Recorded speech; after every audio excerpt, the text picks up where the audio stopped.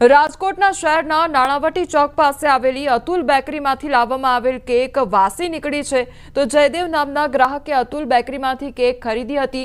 આ કેકમાંથી દુર્ગંધ આવતી હોવાની જાણ થતાં ગ્રાહકે કેકને બેકરીમાં જઈ પરત કરી દીધી હતી તેમજ કેકના બદલામાં અન્ય પ્રોડક્ટ બેકરીના સંચાલક દ્વારા ગ્રાહકને પધરાવવામાં આવી હતી। જો કે ગ્રાહકને ફરી પાછી પધરાવવામાં આવેલ કેક પણ એક્સપાયર થઈ ગઈ હોવાનું સામે આવ્યું હતું, જેને લઈ ગ્રાહક રોષે ભરાયા અને રાજકોટ મહાનગરપાલિકાના આરોગ્ય વિભાગને જાણ કરવામાં આવી। આ મામલે ખુદ બેકરીના સંચાલકે કબૂલ્યું હતું કે ઉતાવળમાં તેમના દ્વારા એક્સપાયર થઈ ચૂકેલી કેક આપવામાં આવી હતી, જેને લઈ આરોગ્ય વિભાગ દ્વારા પણ હાલ તપાસ હાથ ધરવામાં આવી છે।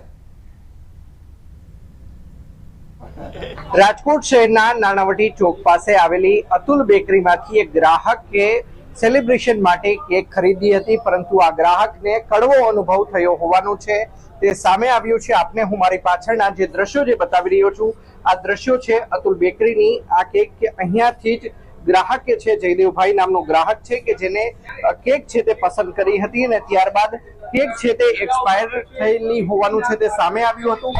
સાથોસાથ ગ્રાહકને ત્યારબાદ જે ચોકો લાવા કેક છે, આજે હું આપને બતાવી રહ્યો છું, આ પ્રકારની ચોકો લાવા કેક છે તે આપવામાં આવી હતી, પરંતુ તે પણ એક્સપાયરી થઈ ગઈ હોવાનું છે તે સામે આવ્યું છે। ખુદ બેકરીના જે સંચાલક છે તેને પણ આ બાબતે પોતાની કબૂલાત આપી છે। સાથોસાથ સમગ્ર મામલે હાલ અત્યારે આરોગ્ય વિભાગ દ્વારા પણ તપાસ છે તે હાથ ધરવામાં આવી છે। અંકિત પોપટ, Q18 ગુજરાતી, રાજકોટ।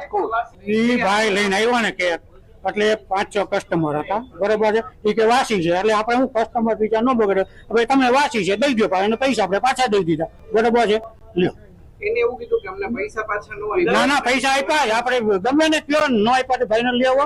મારી વાત સાંભળો, એમાં હું જ અમારે એક્સપાયરી હોય જે વસ્તુ ને પાછળ રાખતા હોય લોકો કંપની, બરાબર છે। એટલે એમાં ઈ ભાઈએ થોડું હલાલી કરી કે જલ્દી આપો, એટલે ઈ પાછળ દેવાની વસ્તુ એમને 2-3 હારે ફટાફટ દેવાઈ ગઈ।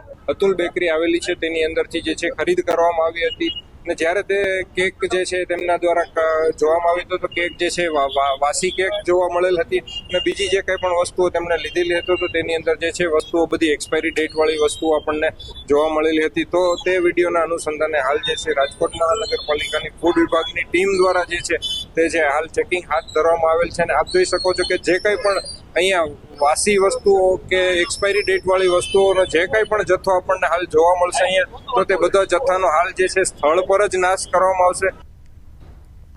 રમતગમત પ્રતિનિધિ મંડળે સ્વિટ્ઝરલેન્ડના લોઝેન ખાતે રાજ્યના રમતગમત ક્ષેત્રને પ્રોત્સાહન આપવા મહત્વપૂર્ણ બેઠક કરી। ગુજરાતના રમતગમત મંત્રી હર્ષ સંઘવીના નેતૃત્વમાં આ બેઠકનું આયોજન કરવામાં આવ્યું। આ ભારતીય ઓલિમ્પિક એસોસિએશનના પ્રમુખ પીટી ઉષા, રમતગમત સંઘના સચિવ હરિરંજન રાવ પણ ઉપસ્થિત રહ્યા હતા।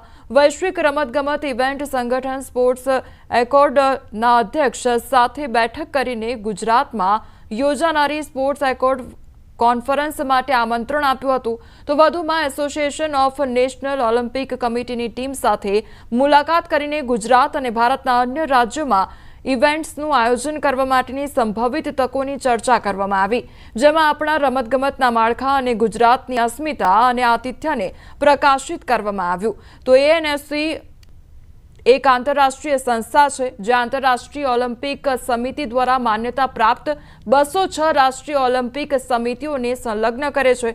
વધુમાં આંતરરાષ્ટ્રીય વોલીબોલ ફેડરેશનના પ્રમુખ અને તેમની ટીમ સાથે વિવિધ ટુર્નામેન્ટ્સનું આયોજન અને વોલીબોલના વિકાસ માટેની તકો અંગે ચર્ચા પણ કરવામાં આવી।